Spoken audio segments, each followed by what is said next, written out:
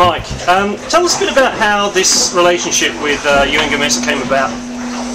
Well, it actually came about through a personal connection between a previous connection with my wife and one of the senior members of Gamesa, and we got an opportunity to pitch, and we took full advantage of it.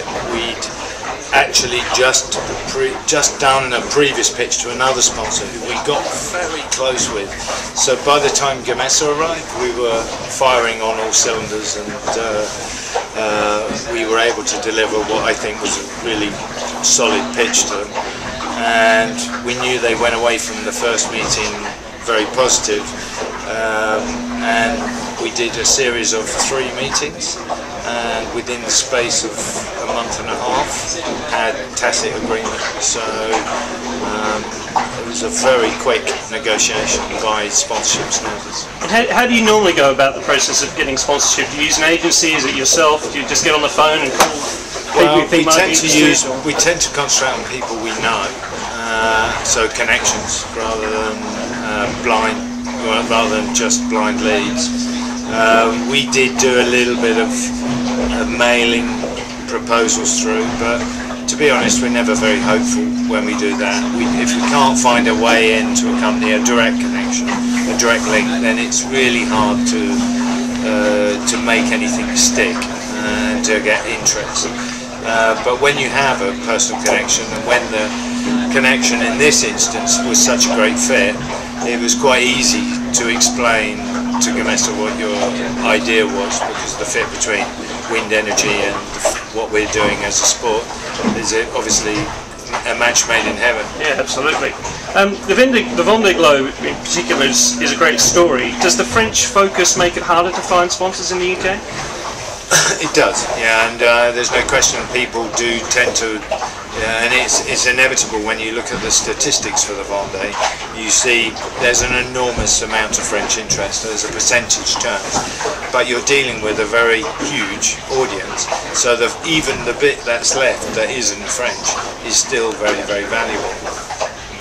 And increasingly the Vendée is becoming more global interest. It's one of the races that remains inside the sailing calendar that has drawn itself up to the level to be spoken about in the same terms as America's Cup or Volvo. You know, it's at that level of sponsorship in a different sphere of sailing, and the only reason it's done that is because it's such a pure event, where the other events are quite complex to understand. The Vendée is very, very simple to explain.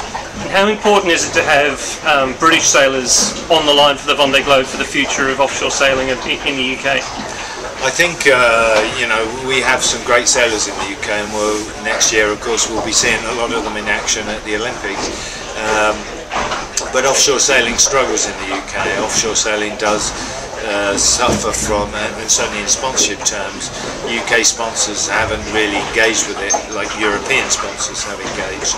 I think sailing is still perceived slightly elitist in the UK, and yet when you actually get out there and speak to the sailors, speak to Alex, speak to Dee, speak to myself, we're kind of normal people with with a bit of talent, a bit of aptitude to do some quite extraordinary offshore sailing, and increasingly offshore sailing is growing because communications are so much easier, the internet audiences grow ever bigger, the mediums to get material out, Twitter, Facebook, all those mediums are providing fantastic platforms that actually perfectly suit our sport.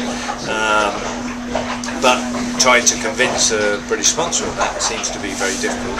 And one can only keep plugging away at it and hoping that sooner or later a major British sponsor will take note of the benefits of sailing as a sponsorship. I think sponsorship of sport in general is often muddied by lots of stories that are slightly unsavoury and unpalatable. Sailing somehow has maintained a consistently high quality it's a clean sport to be involved with. It's quite easy to explain, and and there's technology, there's the weather, there's the environment, there's the human element. You know, there are all these elements which come together. So it's not a simple sport by any means, but that is its virtue. Its virtue is it can appeal to a very, very wide baseline audience. And Gamesa is obviously a wind energy company. Is there anything that you've learned from them, or they've learned from you as a result of this project? This has been so quick in the making. I mean, we've just been in a 4-month refit, but we've had Gamesa technology people with us for the last 2 days, in fact, discussing exactly this, because there are definitely technologies inside Gamesa which we could benefit from. Obviously, as an energy firm, there's a lot of systems on board the boat. We optimise our energy systems on board the boat, and I believe Gamesa will be able to help improve our systems.